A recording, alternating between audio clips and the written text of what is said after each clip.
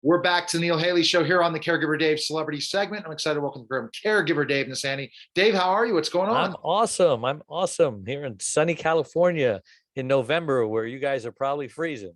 Yes, definitely freezing. It's cold. I don't want it to be cold anymore. And, it is what it is. We deal with it.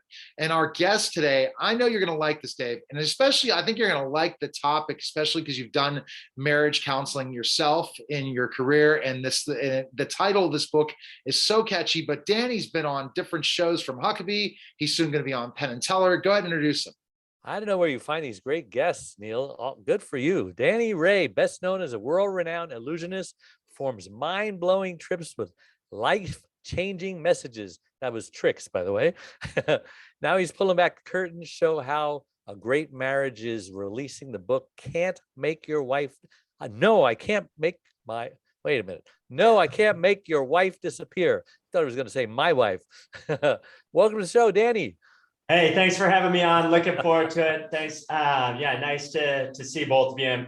Not in person, but via. What is it? It's a Zoom. It's where we are together. That's what when the pandemic started, I decided I was just doing radio only and never would put my camera on, except when I did the TV studio because I have a TV studio, and I would just send it as radio and then be slides. Well, that didn't work. And then I said, you know what? It's time for me to get into this game. And you get to really develop connections, not just being on a radio interview where you just hear their voice, but everything. So Danny, tell us specifically how this started as an illusionist, because it didn't start there, did it at all? Right? How did that develop, the story? Yeah, so I started doing illusions when I was 10 years old. At 15, started doing it in a restaurant that led to, local shows around Southern California. And then at 17, started to follow Christ. At 18, had an opportunity to go around the world with a world-renowned magician, and he wanted to take me to Vegas, New York, Europe. And I prayed about it, felt like God was telling me no, told him no, and then ended up getting involved in youth ministry. That led to like a decade of, doing a lot of counseling with youth, but that also led to doing counseling with parents. And then at 28 years old, I was at the gym on a stair mat. We'll just say on a machine. And I was on that machine, and I was reading this article of this magician that I met 10 years prior, and he was up for all these fraudulent charges for taking college students around the world, racking up their visas, and then left them stranded. Wow. And so it was one of those like eye-opening moments of like waiting for God's timing. And so in 2003, that's when we launched this ministry of combining, God's transforming message with captivating illusions. And then, what other questions do you have? I'll leave it at that for now.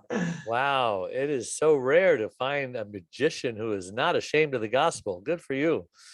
Thank you. That is, for me, what it's about is to be able to glorify God in whatever I do. And with the sleight of hand, it took a while. I was reading Romans 11:29. When I was 28, they were in two different worlds.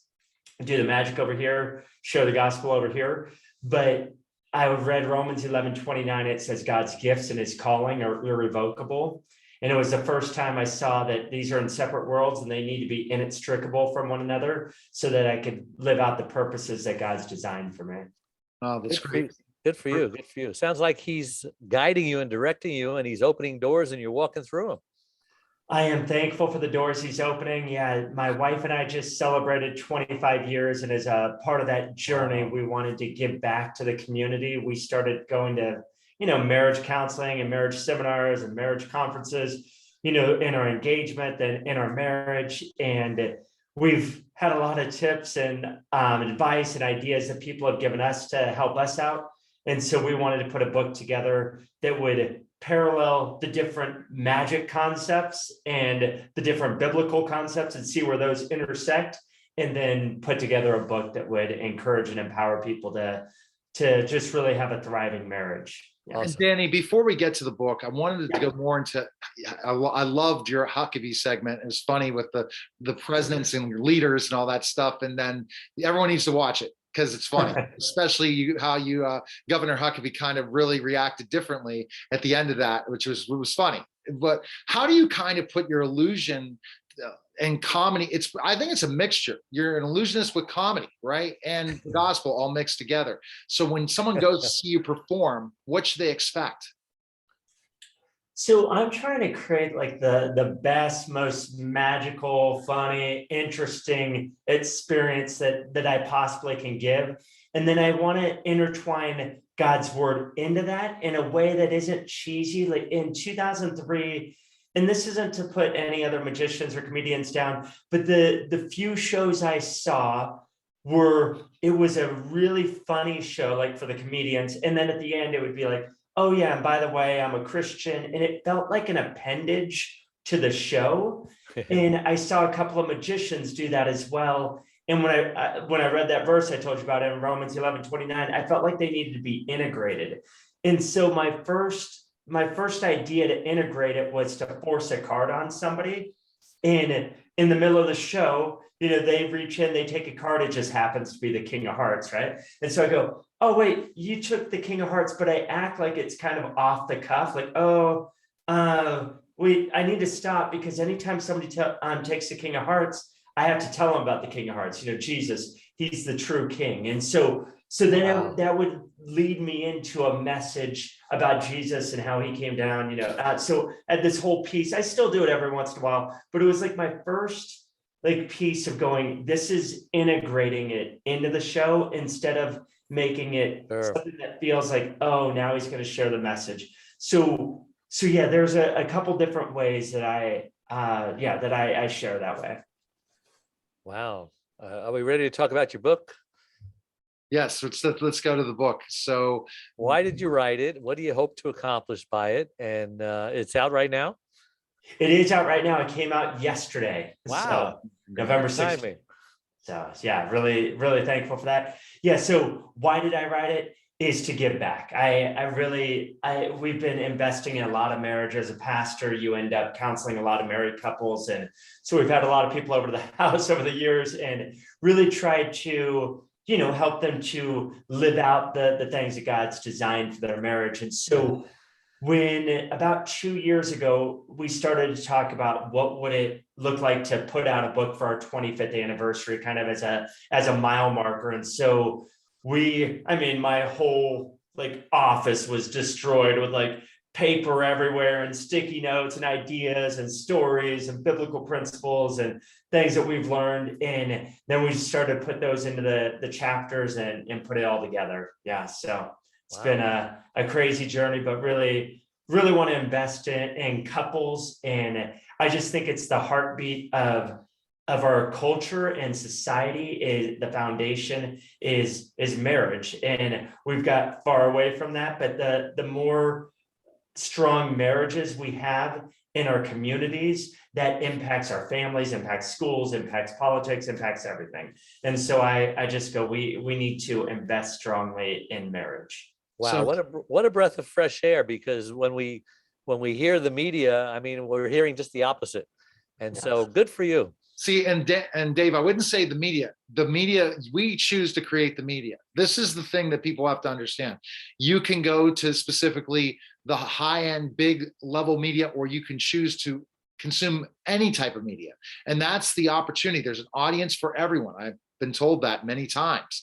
So Danny, let's kind of go right into specifically now. I think what makes books successful, anything successful, is the title. And the title absolutely is phenomenal. It makes you think right off the bat, and it relates to your career, and it also relates to what the message you want. How did you come up with it? Is it you, Danny, or did somebody else? Because it's a phenomenal title. Yeah, I did come up with the title. It's the question I get asked the most at the back table. People think they're being clever. They're like, hey, can you make my wife disappear? And so from hearing that so much, and we were thinking about this book, it just kind of came together as, no, I can't make your wife disappear. And people were like, well, then do people think it's just a book for husbands? And, what if you did spouse? What if you did friend? I was like, it just doesn't have that punch. And honestly, it's not funny, because nobody says, can you make my friend disappear or spouse disappear? It's always the husband's trying to say, hey, can you make my wife disappear? But it is a book for couples and for, for a marriage. Yeah. Cool. Great gift idea. Definitely. And that's one thing, but I think it's also, Danny, you said it's giving back, for your success as an illusionist and as a pastor for your years. You said, this is something I want to give back, because some people write books for reasons. Is really that give back, right? To say, hey, I had a great marriage, 25 years so far, and I want people to know what it makes to to have a great marriage, right? Yeah, I think as we started to approach the 25-year mark, you start to go, well, A, I have something to say, and B, what is it about our marriage that we genuinely love being together? We love, dating each other. We love getting to know each other. We love doing stuff together. We love, for years, we ran the business and ministry together. So what is it that other couples that would meet with us, it just didn't seem to have that connection? And we were kind of in search ourselves of what did we do differently? And so I think there's several things that we try to lay out in the book that we did differently to create a healthy marriage, that we saw the parallels of other people that are doing that as well, that have healthy and great marriages. So, and it's not that our marriage is perfect.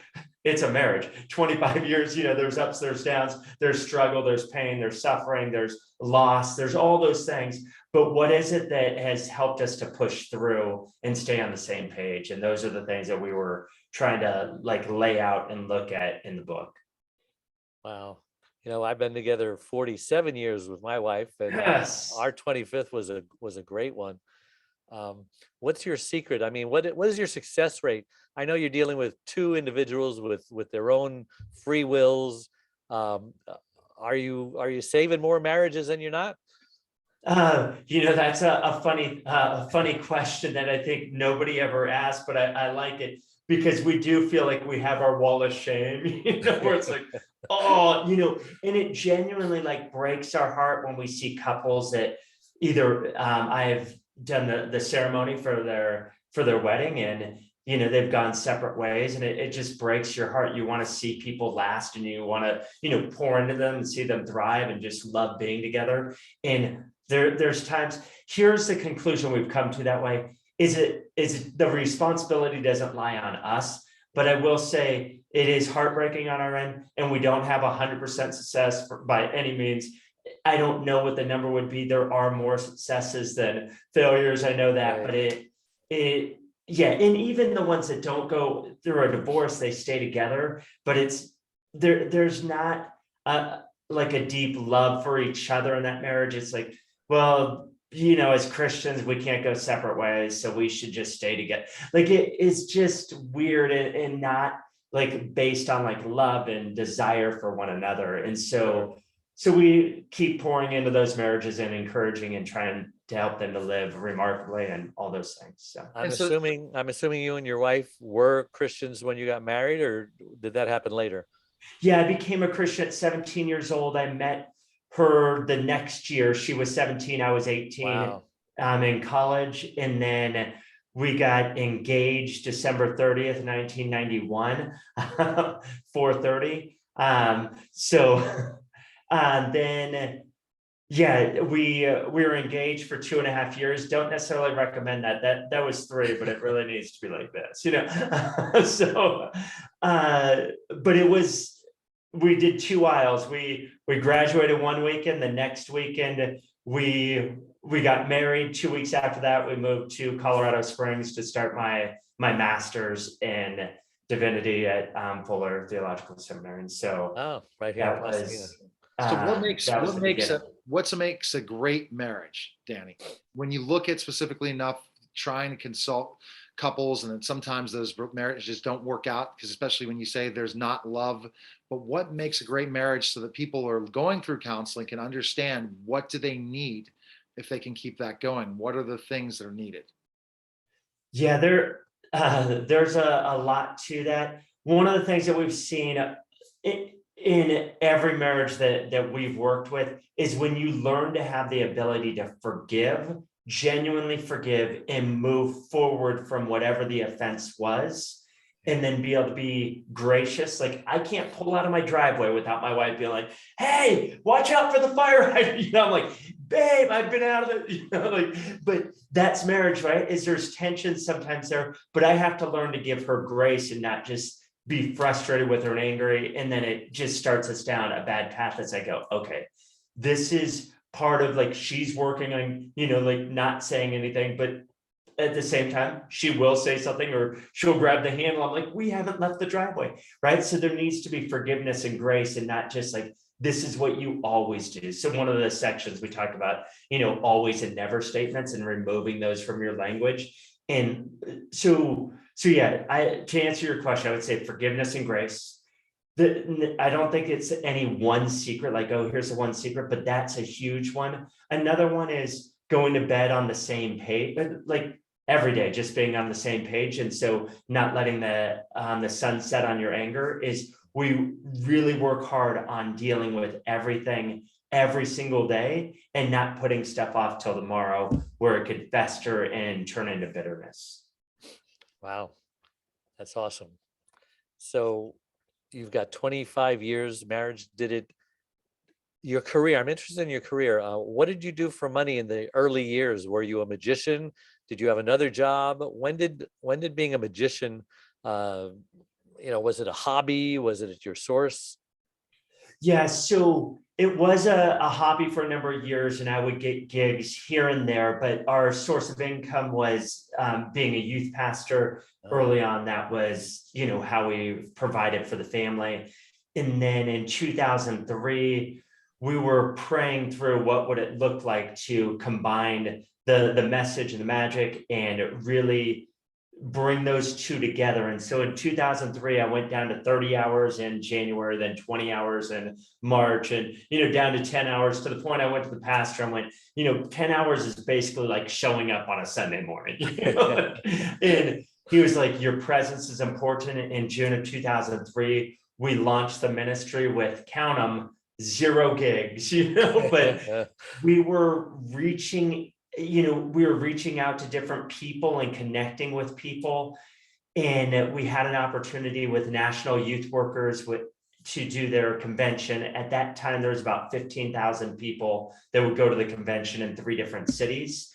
And they said, hey, you could I met with their staff. They said I could do a late night option. At that time, the late night option, there were 30 or 40 late night options from bands, comedians, speakers, technology stuff, just a ton of things. And so we packed out the room in all 3 cities. And by the end of November, people started just booking kind of nonstop. By December, we paid our bills for the first time. And by God's grace, we've been afloat ever since, but it's been a roller coaster. It's never just been, now it's just straight up and there's no looking back and there's no down moments. Obviously, the pandemic was a major hit for us in March of 2020, probably 50 events canceled. And by, the end of April, we had, I did 172 shows in 2019. And so in 2020, we had 100 cancel. And so by God's grace, we had learned to save, and we had all kinds of different methods to kind of stay afloat, but it was a rough year, to say the least. For everybody. But it gave us the ability to finish this book. We were able to put a lot of time and energy into writing and into pivoting and trying to create other sources of income. And yeah, so this was one. And the big things are happening you can't bring up, Danny, but one that you can bring up is, and we'll be airing the show next week, but you're going to be on Penn and Teller on December 3rd. How cool is that? And especially as an illusionist, you got to love those guys, right? And to be able to be in their presence and to be interviewed by them is amazing, right? Yeah, it was. So for years, people were like, you should do Penn and Teller, you should do, America's Got Talent. And by God's grace, we're just really busy, and we're just like, we don't want to look left and right and go try to do something else. We want to stay on course. And during the pandemic, it was like, well, what else are we doing?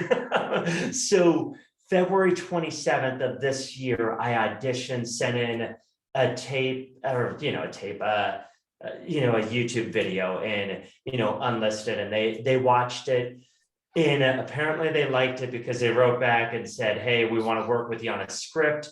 And so we worked with, I worked with them on a script, and then in April they said, "All right, we'll see you in Vegas." And then it was really like diving deep into a piece that I've done 1,000 times, and rehearsing it with a new script and working with the producers and the writers to really bring that thing to what you'll see on December 3rd. But it was like literally 10 hours a day where I'm setting my phone to a 25-minute clock, and every minute I'd work on the same thing. It'd come around to the minute, work on the same thing hundreds and hundreds and hundreds of times until even though it was perfected, it was like, I need to work on it again so that it's flawless, and that I don't have to think about it at all, because it went from one layer of deception, the way I used to do this piece, to trying to fool two of the greatest magicians alive that are very knowledgeable. And so I created 8 layers of deception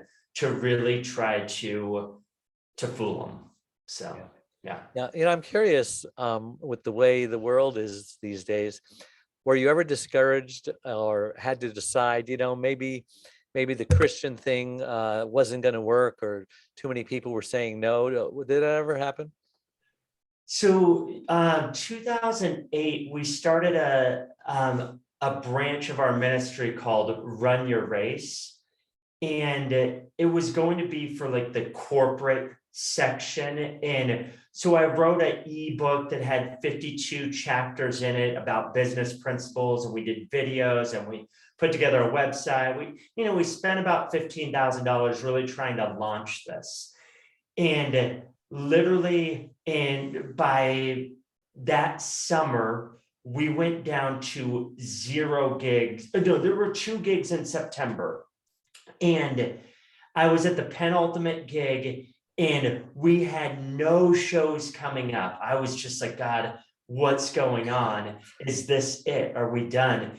And at that time, I was running Run Your Race, this corporate side, trying to get that off the ground. I was doing community groups at my church, getting that off the ground. I was writing a devotional every day for 3 years. I was doing our normal ministry stuff, and there was probably something else out there, but I was running Captivators, which was helping book other magicians, illusionists, and kind of variety acts. So we have these 5 things, and God, at this show I was doing, he was like, "Do you want to do all of this, or do you want to do this?"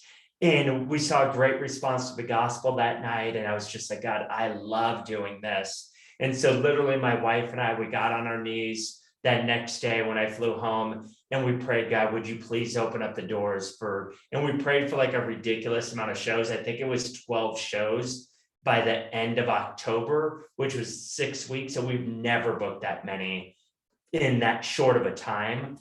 And we ended up doing 20 shows, and God just kind of opened up the floodgates. We ended up canceling other stuff, closing down other ministries, and just went, this is the one thing that we're going to do, and do it to the best of our ability. That's fantastic. So Dave's last questions involving caregiving, and I'm sure that you're going to be interested in this, Danny, what he does. Go ahead, Dave. Well, like I said, I've been married 47 years, but 25 of those years was a normal, wonderful relationship. We were entering the empty nest phase of life, and she complains about this headache she'd been having for 4 days. Well, it turned into a stroke. She lost her speech, became paralyzed on one side, and we entered into a 2-year grief period. We almost broke up, but we hung in there, and she eventually became her old self again, wasn't quite as angry, and she reinvented herself. And now she's this amazing person who does almost everything she did before. She's a cross between Martha Stewart and Wonder Woman. And she makes us normal people look like whiners and complainers. And so I became Dave, the caregiver's caregiver, help caregivers, not make the same mistakes I did. 30% of them die before their loved ones do. So I travel the country, been on 50 TV shows, just helping people to stay alive. My question to you is, I believe that if you're not a caregiver yet, just wait. You're either going to become one or need one. Has caregiving touched your life yet? So I love your story, Dave. Wow, that is amazing. Yeah, and I think like when I look at caregiving, I think of like we're like I think you're talking. Let me ask you what you mean by caregiving. Caring for an elderly person, like your parents, they're getting older. Maybe they're coming down with dementia or Parkinson's. They can't stay alone anymore. Now you've got to get involved, either put them in a facility or get a caregiver to live with them so that they can help dress, help eat, help with toiletries, etc. We're not on that side of things with either of our parents. My mother-in-law has rheumatoid arthritis, and over the last decade, it's continued to get worse, where it's affecting her hands and her really just daily health. She's just not able to go at the rate she used to be able to go. So, like, as a family, we always have to look at, putting that into the equation, maybe even putting rest into the equation during the day, where she used to just be able to go all day. It's like, let's go back to a hotel. Let's, make sure mom gets rest. And then we'll, go back out and, go again. We went to Hawaii a couple years ago with the whole family. And it was one of those things where we were aware of just Her limitations. But she still has a joy about her and still has a spunk to her and still wants to do those things. But we just need to make sure she gets rest so that she can. Yeah. Right. All right. Well, that's again, go to caregiverdave.com to find out that information, Danny. And it's what's great, he's doing caregiving. But I think you're right, caregiving. It's with kids too, especially during the pandemic. Anyone that was with their kids the entire time, that's caregiving. Any person that's helping and serving some sort of way, their whole being is caregiving, and caregiving is just not thought about as much. And so that's why Dave does it, and that's his mission. Now, Danny, where can we purchase the book? Because it's available now.